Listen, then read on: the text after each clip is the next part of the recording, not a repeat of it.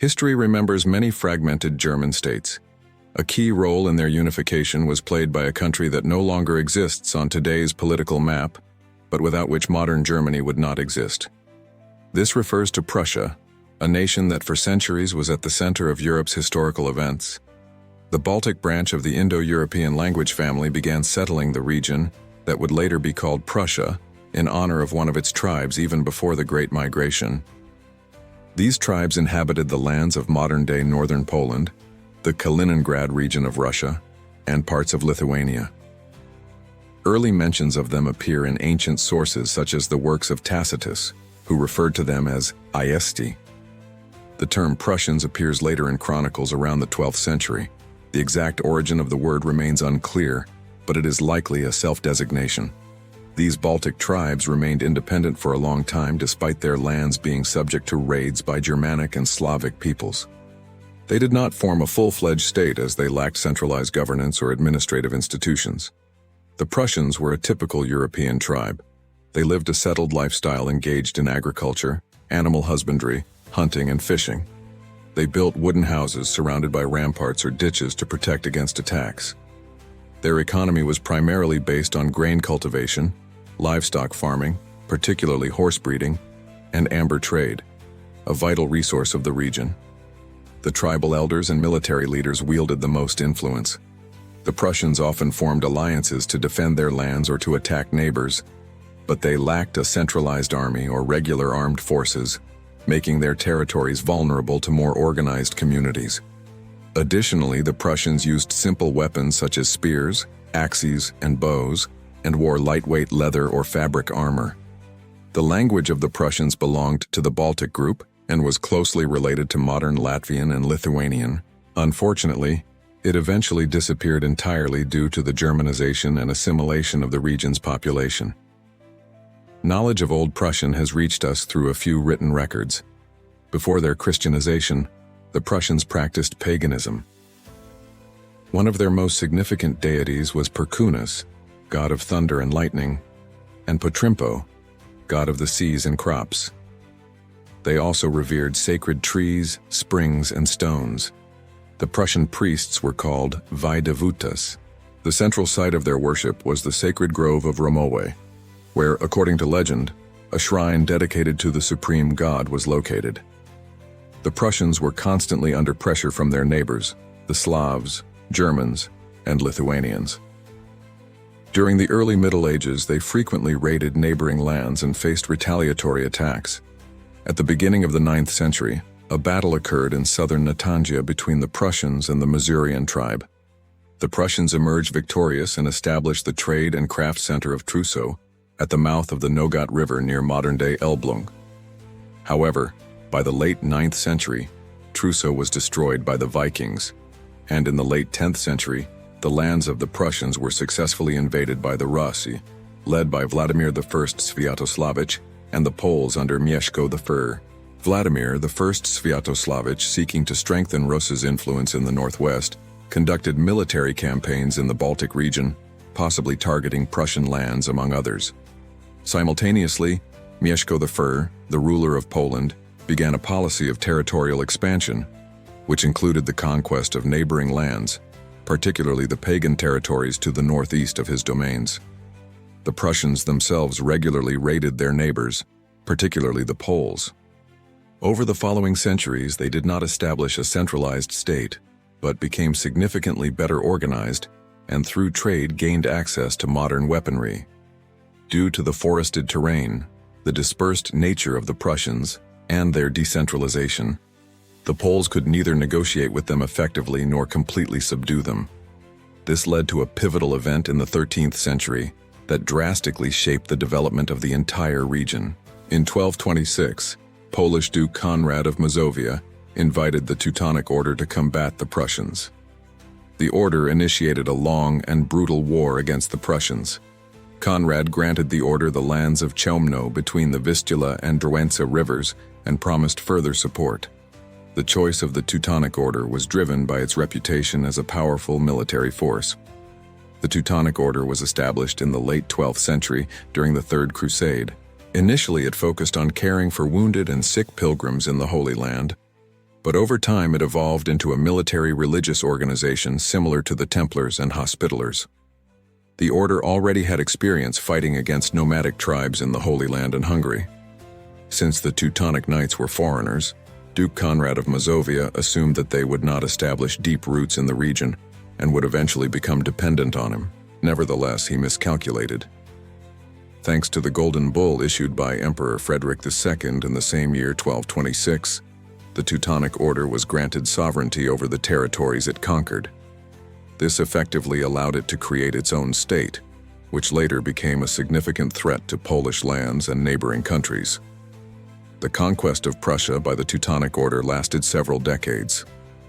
The order relied on military force, constructing castles at strategic locations.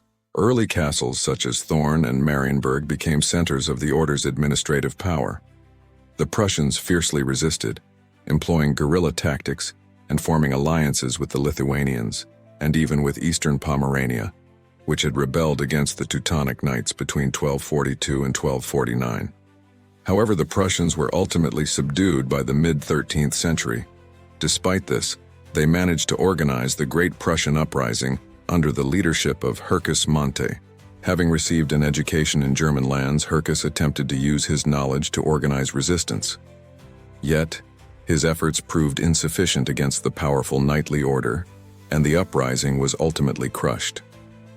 The territories of Prussia became the foundation for the state of the Teutonic Order. The Prussians were Christianized, their lands were colonized by German settlers, and the people gradually assimilated. By the 14th century, only isolated ethnic groups of Baltic Prussians remained, and they too eventually merged into German and Polish cultures. Still, their history left a mark in toponymy, archaeological artifacts, and literary sources. While the name Prussia endured as a significant political term, the Teutonic Order was a powerful organization composed primarily of knights, monks, and priests of German origin. The knights took vows of poverty, celibacy, and obedience. Yet they were well-organized and experienced warriors. The order had a centralized administrative structure headed by the Grand Master.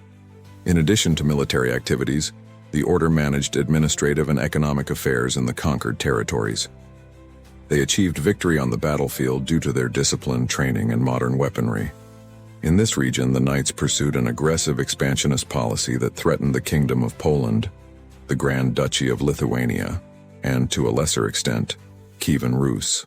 Initially, however, the knights fought against the Baltic tribes as they were the last to maintain their pagan faith in Europe. In 1337, the Teutonic Order defeated the last strongholds of resistance from the Prussians. The battle took place in present-day Latvia. In 1348, in the Battle of Strava, the Teutonic Order defeated the forces of the Lithuanians. This was one of many clashes in the ongoing struggle between the Teutonic Order and the Grand Duchy of Lithuania for control over the lands along the Baltic Sea. The victory strengthened the position of the Teutonic Order in the northwest of Prussia and secured additional territories for settlement by German colonists. The Grand Duchy of Lithuania, the last powerful pagan state in Europe, was forced to seek allies among its Christian neighbors, who were also threatened by the knights, namely the Poles and Ruthenians. The Teutonic Order continued its successful offensive. The order clashed with Lithuanian forces led by the princes Kęstutis and Liubartas. The Teutons emerged victorious, which allowed them to strengthen their positions in the region. The Lithuanians, under the command of Prince Kęstutis, attempted a counterattack, including a raid on the borderlands controlled by the order, which culminated in the Battle of Rudau. However, the order triumphed, once again inflicting significant losses on the Lithuanian army. In an effort to strengthen its position, the Grand Duchy of Lithuania entered into the Union of Kryło with the Kingdom of Poland in 1385. The alliance required Grand Duke Jogaila of Lithuania to baptize Lithuania, adopt the Catholic faith, and marry the Polish Queen Jadwiga.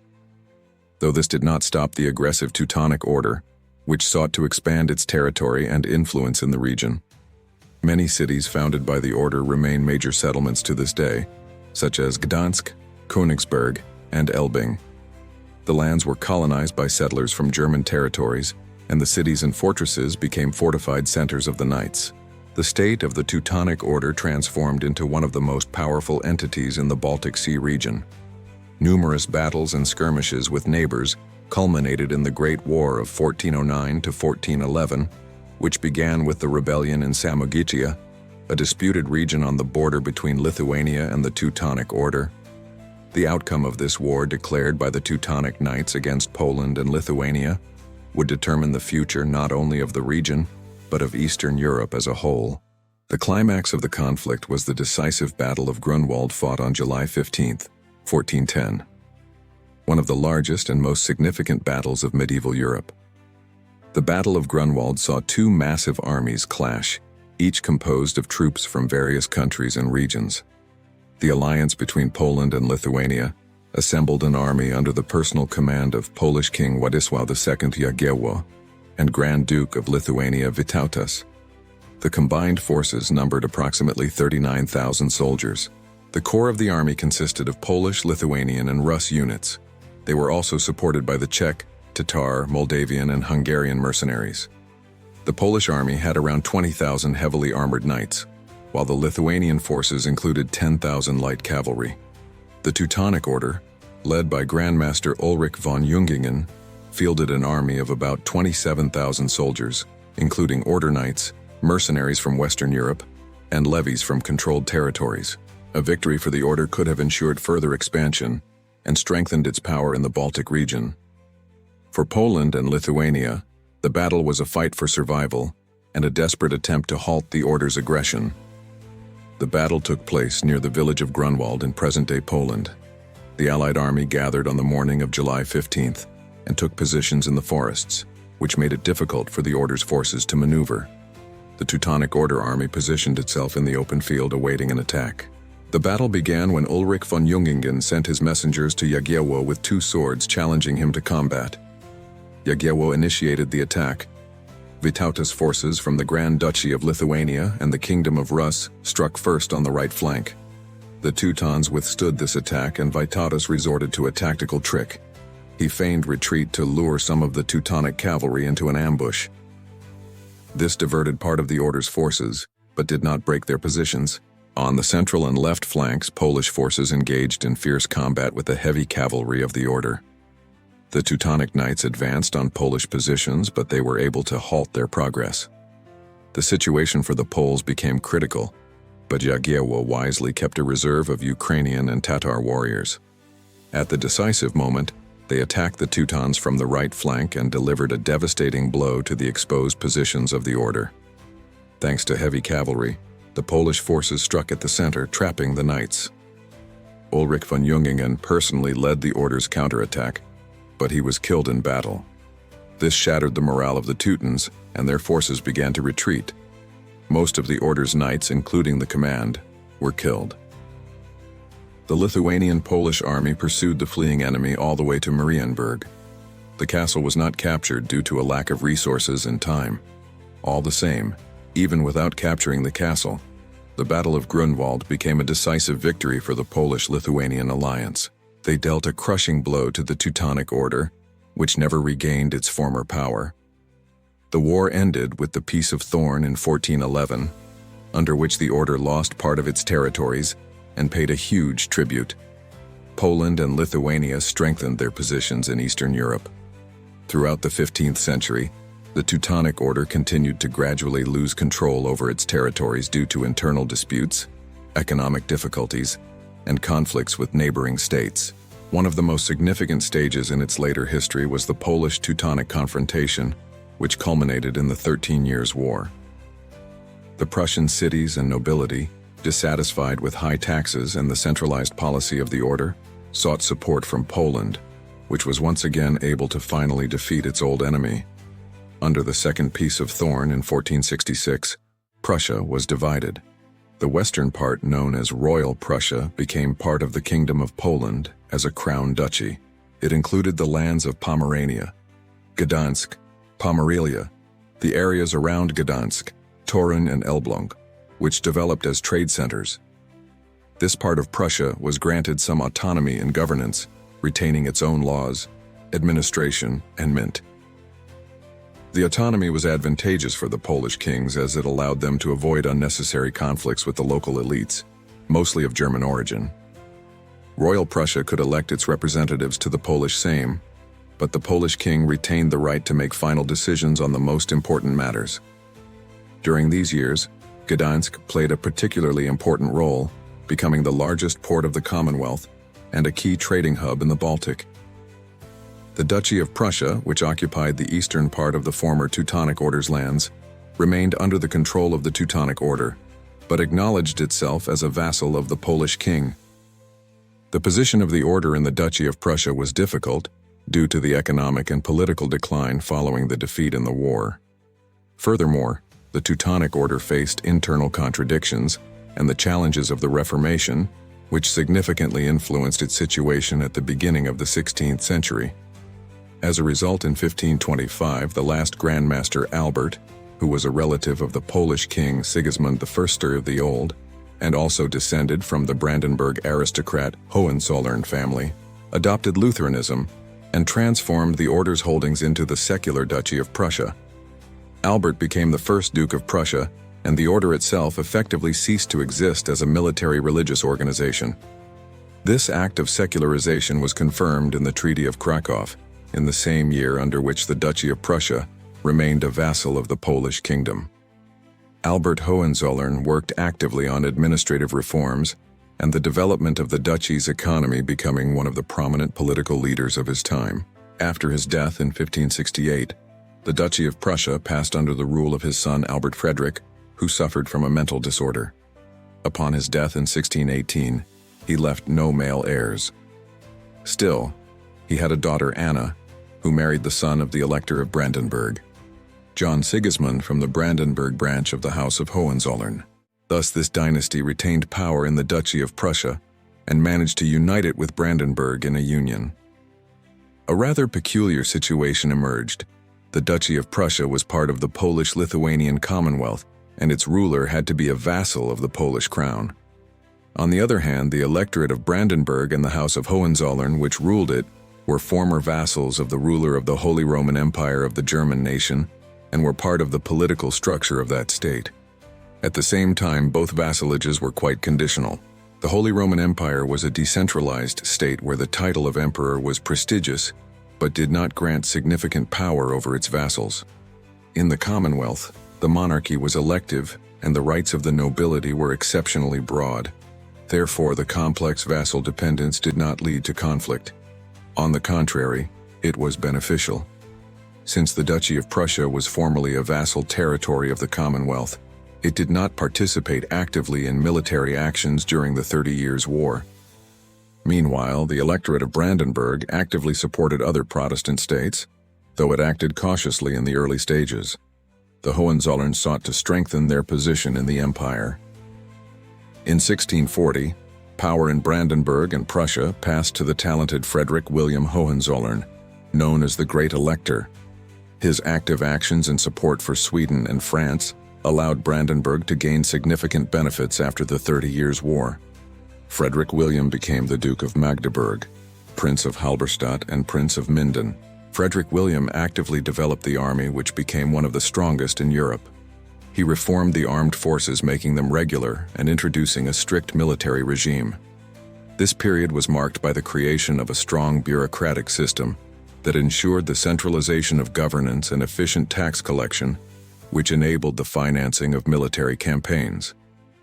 After Frederick William gained significant authority and influence among European monarchs, he was able to continue strengthening his positions and raise the status of his possessions. Frederick William sought to free the Duchy of Prussia from the vassalage of the Polish-Lithuanian Commonwealth. So he supported Sweden during the War of 1655 to 1660, known as the Swedish Deluge. Charles II Gustav occupied the Duchy of Prussia, forcing Frederick William to support the Swedes in their advance deeper into the Commonwealth. The Great Elector's forces won a decisive victory over the Commonwealth forces in a 3-day battle near Warsaw. This strengthened Frederick William's authority, and he received sovereignty over the Duchy of Prussia from Charles II Gustav. Nonetheless, the elector needed to obtain this sovereignty directly from the Polish-Lithuanian Commonwealth. As a result, He began negotiations to switch sides in the conflict. In 1657, Brandenburg and the Polish-Lithuanian Commonwealth signed the Treaty of Wallau-Bromberg, under which Frederick William had to cease supporting the Swedes, and in return he received full sovereignty over the Duchy of Prussia from the King of the Commonwealth. The duchy became de facto independent. Royal Prussia in the 17th century followed a completely different path. The cities of Gdansk, Torun, and Elbląg were important trading centers through which Polish grain was exported to Western Europe. Gdansk was the wealthiest port in Poland. Politically, Royal Prussia enjoyed considerable autonomy, maintaining its own laws and traditions. Nevertheless, the region suffered greatly from the Swedish deluge. The Swedes captured many cities in Royal Prussia, including Gdansk-Torun, but these territories were freed after the signing of the Treaty of Oliva in 1660. The war caused significant damage to the region's economy, but Gdansk remained an important center of trade. Thus, in the 17th century, both Prussias underwent political and economic changes. The Duchy of Prussia emerged from under Poland's influence and laid the foundations for the creation of the Prussian monarchy, while Royal Prussia remained an important part of Poland until the three partitions of the Commonwealth. The two Prussias had numerous differences. The Duchy of Prussia became predominantly Protestant, with a strong emphasis on Lutheranism as a part of the Hohenzollern policy. Catholics lived only in certain areas, particularly among Polish or Lithuanian communities. The ethnic composition of the population was diverse. A significant portion consisted of German settlers, but there were also descendants of the Prussians and Western Slavs. The Hohenzollerns, who ruled as Dukes of Prussia, maintained ties with the German lands, particularly Brandenburg. And as a result, the cultural development of the duchy was generally directed toward preserving German identity, which was reflected in the arts. Royal Prussia was integrated into the Polish kingdom, so there were many Polish and Lithuanian settlements there. Although Protestantism gradually spread in this region, Catholicism was more popular. Ethnically, while Polish culture dominated in many cities, there was a significant influence from Germans and Lithuanians. However, after the Treaty of Wallau-Bydgoszcz in 1657, the connections between the two parts of Prussia began to strengthen. The last Duke of Prussia was Frederick III. Neighboring rulers became kings. Frederick Augustus II of Saxony became King of Poland, and George, Elector of Hanover, was set to inherit the English throne after Queen Anne. Frederick III also had royal ambitions, so he agreed to support Emperor Leopold I of the Habsburgs in the War of the Spanish Succession against France. In response, Leopold I recognized the change in the status of the Hohenzollerns. In 1701, Frederick I was crowned as the first King of Prussia. An important nuance was that the title of king applied specifically to the territories that were outside the Holy Roman Empire. Brandenburg remained part of the empire and under its jurisdiction. Thus, the Hohenzollerns had a dual status as sovereign monarchs in Prussia and as imperial electors within Brandenburg. At the beginning of the 18th century, the young kingdom of Prussia faced difficulties due to the extravagance of its first monarch. On the other hand, his successor Frederick William I reorganized state finances, implemented a strict economy, and through discipline in the government institutions, he overcame corruption. Thanks to his efforts, Prussia gained a professional army and a relatively stable economy, and the country's political influence continued to grow. During the Great Northern War, Prussia did not actively participate in the fighting, but its army defended the borders from potential Swedish attacks. Prussia was an ally of Peter I and provided the Russian Empire with material and military resources. In 1740, power was inherited by Frederick II of Hohenzollern, later known as Frederick the Great, for his numerous achievements. Under his leadership, Prussia transformed into one of the strongest military states in Europe, and the king himself gained a reputation as a talented military leader and reformer. Frederick II had military ambitions as well. After the death of the previous head of the Habsburg house, Charles VI, their state went through a period of instability. His successor, Maria Theresa, was the first woman on the throne. Taking advantage of the uncertainty surrounding her status, Frederick II attacked Silesia, which was a wealthy and industrially important region. Thus, Frederick II initiated the War of Austrian Succession. The Habsburgs sought to reclaim lost territory supported by Saxony, ruled by Elector Augustus III, who was also the king of the Commonwealth at the time. Another opponent of Prussia was the French kingdom, yet thanks to an effective army and the exceptional talent of Frederick II as a military leader, he successfully held on to Silesia throughout the conflict, repelling attacks from all enemies. The Treaty of Aachen ultimately secured this territory for Prussia, giving it control over the Oder River. This victory gave a significant boost to Prussia's economy and elevated its authority among other German states to a new level. Nevertheless, from that point on, the Habsburgs, France, Saxony, the Polish-Lithuanian Commonwealth under Augustus III, and the Russian Empire allied with the Habsburgs saw Prussia as a dangerous adversary. To mitigate this threat, Frederick II managed to form an alliance with England and Hanover. But tensions continued to rise until they erupted in the 7 Years' War. The Kingdom of Prussia, with its military, economic, and diplomatic resources, was fully prepared to establish itself as one of the most powerful states in Europe.